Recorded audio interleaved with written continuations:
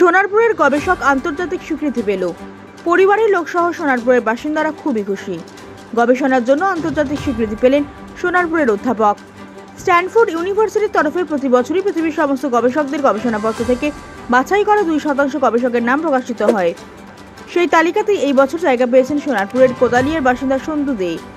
আসানসোলের বিধানচন্দ্র কলেজের অধ্যাপক সন্তু তার ম্যাথামেটিক্যাল ফিজিক্সের ওপর বিশেষ গবেষণাপত্রের জন্য এই স্বীকৃতি পেয়েছেন।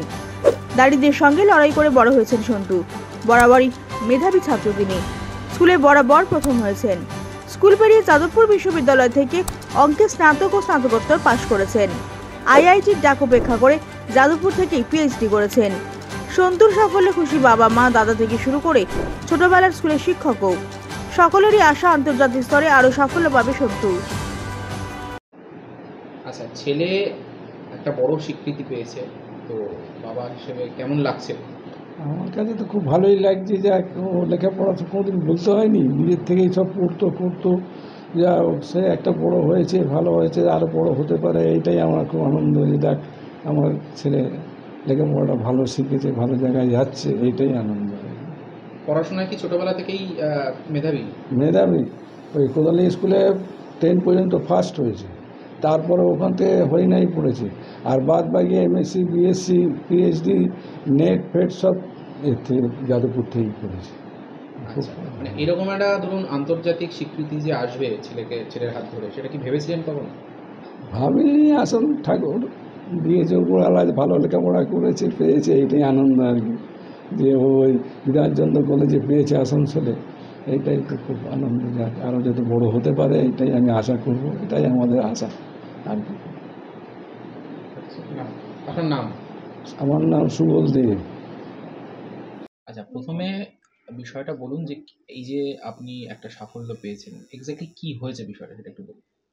কোথায় পেয়েছি, মানে জিনিসটা হয়েছে রিসেন্টলি যে 2024 সালে স্ট্যানফোর্ড ইউনিভার্সিটির টপ 2 যে সায়েন্টিস্ট যে লিস্ট বেরিয়েছে, 2% সায়েন্টিস্ট লিস্ট, তো সেইখানে ইন্ডিয়া থেকে টপ 2%-এর মধ্যে আমি ইনক্লুড হয়েছি আর কি।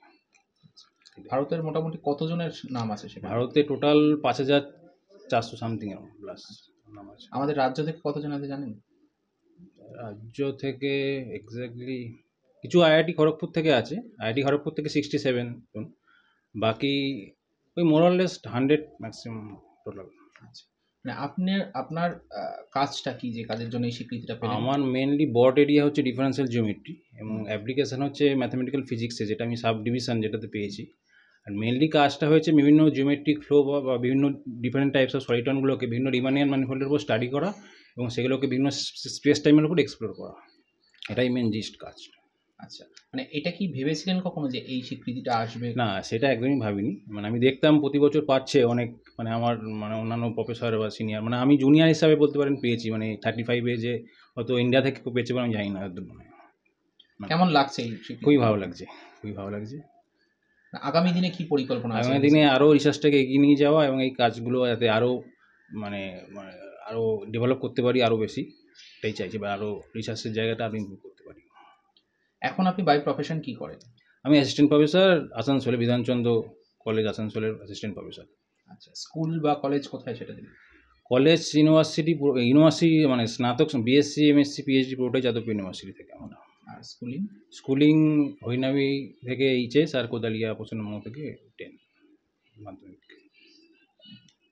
পুরো নামটা? ডক্টর সন্তু দে।